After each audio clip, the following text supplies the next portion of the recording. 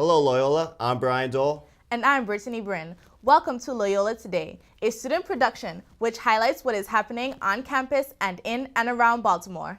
This past weekend, many Baltimore residents hit historical Fells Point for a celebration. I headed down to check out the action and found a little something for everyone. Fells Point held its 45th annual Fells Festival on Saturday and Sunday. The annual event, held on the first weekend in October, promotes history, local businesses, and the Baltimore lifestyle. Over 700,000 people packed the cobblestone streets in celebration. Flea market vendors and over 40 local restaurants showcasing their food made for a fun atmosphere.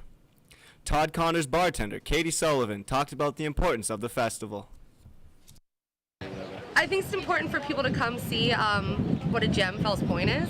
It brings tourists in, it brings people that live in the county and surrounding counties to see how great this part of town is. It's good for locals to see each other. It's just a giant street party. Of course, there's no drinking on the streets, but you see that too. Fells Fest is a great place to soak up the many cultures of Baltimore. Guests were offered a variety of cuisines from all over the world. Live music filled the air, featuring everything from rock and roll to salsa. Loyola University students are always in attendance, taking in the cultural surroundings. Well, it's a really cool spot. There's a lot of different people here. It's nice to integrate more into the city and get a good feel for the food and all the vendors and the bars. The festival offers a variety of activities for everyone, no matter the age, and is a great way to welcome the fall season with the entire family. Hundreds turned out for the event, and organizers say it was successful. It really was a fun time, Brittany. It sounds like it, and it looks like you had fun. But that was not the only event on campus creating a buzz. Tuesday kicked off Loyola's Spirit Week, filled with hound pride, among other things. The event featured free superfan promotions, Team Jersey Wednesday, and home soccer games on Green Friday. Students wore green to support the Hounds and won free prizes on the quad. Friday marked the start of another new tradition on Loyola's campus. The Center for Community Service and Justice and the Office of Sustainability kicked off Fair Trade Friday. They are offering students and faculty free fair trade coffee and a free travel mug every Friday from 9 a.m. to 12 p.m. in Humanities Room 142. The event encourages people to purchase fair trade products. This ensures that the people who make and sell these products are being paid reasonable wages for their work. Loyola radio station, WLOI, kicked off this year with their first late-night Thursday concert. The free concert provided students, faculty, and staff with great good music. Our reporter Amber Ellis was there, and she has the story. If you're looking for an alternative to your Thursday night, here in McGuire Hall, WLOY has started their season of late-night Thursday concerts. Late Night is sponsored by WLOY and Student Activities, and we like to bring Loyola bands and local Baltimore acts together to kind of show Loyola more of the music scene on campus and off campus, because music is a big part of everyone's lives. You're not going to find someone who says they hate music. One of the favorite bands of the night was Beauty and the Greek, which featured Maria Dantas on vocals and John Herbster on vocals and guitar.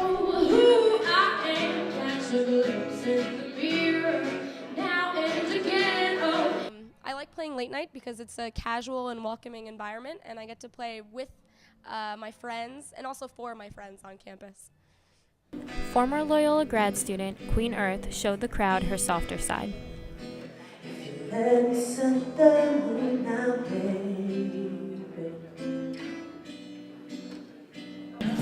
Loyola band The Palace at 4 a.m. played many of their original songs.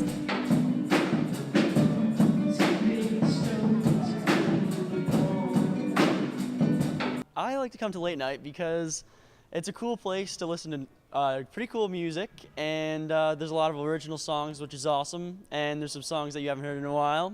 But it's an awesome time to hang out with friends. This is Amber Ellis for Loyola Today.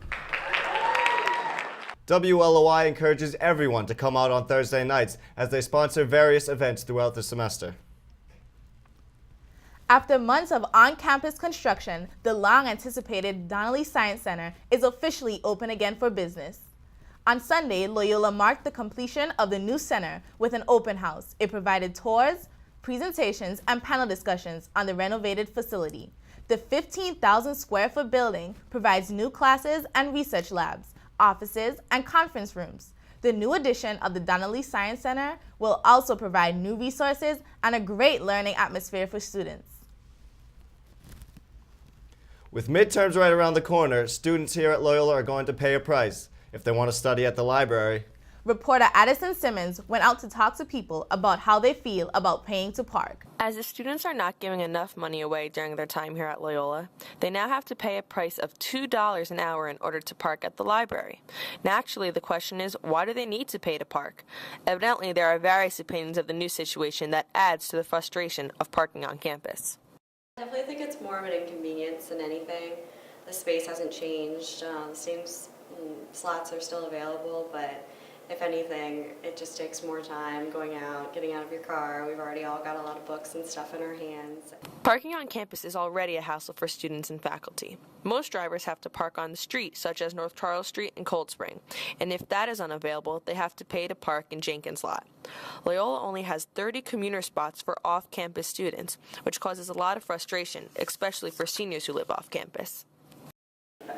Well, I personally live off campus, so I have to drive to the library, and I'm in college, so I don't have that much money, so I think it's really stupid. Many people on campus wonder why Loyola does not use the Diane Geppy Atkins Field on campus for parking. It would add for at least 70 more cars to park on campus. Hopefully the parking situation will improve at Loyola. If not, $2 an hour at the library might turn into more like $5. In that case, Loyola's library may become deserted, even more than it is on a Saturday night. This is Addison Sims with Loyola Today News. We tried to contact parking officials to get their side of the story, but our calls were not returned. This new charge at the library, along with many other expenses at Loyola, have many faculty and students upset. Yet another change that is creating some stress is the move from Blackboard to Moodle. Reporter Harry Harnett has our story. Among many of the new changes on Loyola's campus, technology has caused a lot of talk. The previous student website, Blackboard, has been replaced by Moodle, a new website students are still adjusting to. I like Blackboard better, just because I think I'm used to Blackboard for using it for 4 years and then having to switch to Moodle. Director of Tech Services says to stay positive, for the functionality of Moodle will benefit the students. The general goal and design of Moodle is to create an environment where interoperability and functionality are easily accessible and understood by all participants. Some students, such as senior Joe Comrades, prefer Blackboard but recognize the good parts of Moodle. I like how Moodle looks like really clean and it looks really consistent with the Inside Loyola page. So I think the presentation of the page is better. I think I just understood how to use Blackboard. For more information about how Moodle works, or if you just want to let us know how you feel about Moodle, you can always message us at the website on the bottom of your screen. Although students are apprehensive about Moodle, Tech Services says it will be a more beneficial online classroom experience. There's still more to come on Loyola Today. After a quick break, we'll tell you what's happening in Loyola sports. And find out who will be headlining the annual fall concert. Stay tuned.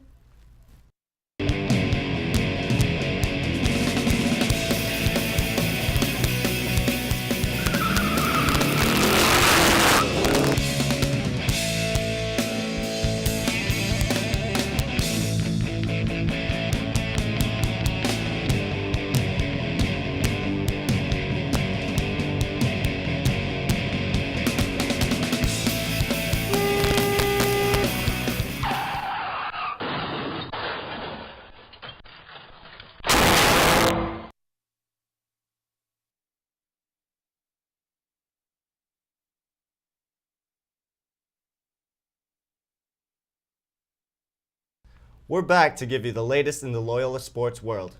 The Loyola Rugby Hounds took on Mount St. Mary's this past Saturday under the lights at Lugano Pitch. The first chilly night of fall and rain did not slow down Loyola as they took their second win of the season. Senior Alex Kimtes led with 2 tries. St. Mary's scored a try late in the match, forcing the Hounds to stick out the defense in the second half and win the game 30-25. Don't forget to come out and support the Hounds next Saturday when they'll take on local rivals Johns Hopkins. Now an update on the Loyola men and women's soccer teams. The men's team played Iona College last weekend. The Hounds fell to a heartbreaking goal by Iona in the 82nd minute of the game to go down 3-2. The men's overall record goes to 5-4-1. The women's team hosted the second win in the MAC conference by shutting out Ryder 3-0. This was their second shutout of the season, making their overall record 3-9. In other Loyola news, dining on campus is extremely popular, especially in Boulder Cafe. But there is something new to it other than those who eat there. Boulder offers quite the variety of meals, but students last year couldn't stop raving about El Piato's pizza. However, this year Loyola decided to make a change and put in Vocelli's Pizza instead. The pizza chain is a regional one and has gotten good reviews. While it's too soon to know what Loyola students think about the pizza place, early reviews seem to suggest it's going to do well. Doesn't that look delicious, Loyola? Students, remember, Vocelli's can deliver right to your dorm if you do not feel like going to Boulder or Iggy's. We end this edition of Loyola Today by letting you know about an upcoming event that is on campus that is sure to get everyone excited. Boston rapper Sam Adams is headed to Loyola on October 22nd. He'll perform several of his YouTube hits in Reitz Arena. You can get tickets at the box office. It seems we have a lot to look forward to this month on campus, and you can bet Loyola Today will keep you up to date on what's happening. That's going to do it for this edition of Loyola Today. I'm Brian Dole. And I'm Brittany Bryn. Thanks for joining us. We'll see you next week.